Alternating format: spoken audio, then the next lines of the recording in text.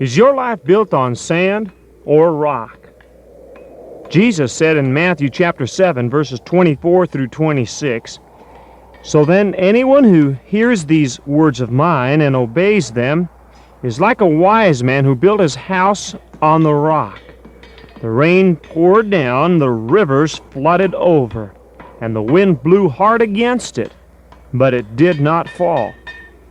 Everyone who hears these words of mine and disobeys them is like a foolish man who built his house upon the sand. The rains descended, and the floods came up and beat upon the house, and it fell, and great was the fall of it."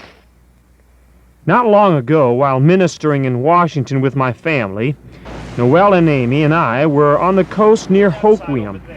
We were building a small sandcastle, as children like to do down by the seashore. First thing we made were the walls, so that when the waves came up, they wouldn't knock over our castle within the inside of the walls. I noticed that every time a wave came up, though, it took part of the sand down. It was useless.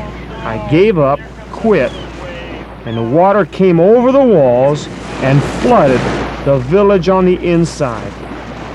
13 years before the Pilgrims came to America, England sent 105 settlers to America to form a colony. Right from the start, their settlement, called Jamestown, started having problems. You see, they built it on swamps where mosquitoes lay eggs. This carried sickness, killing many of the settlers. And instead of planting corn, they went off looking for gold. They spent very little time in the Word of God and trusting and commending themselves to Jesus.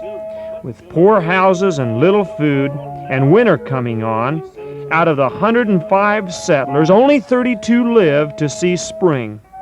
This continued for many years because they didn't plan their settlement wisely.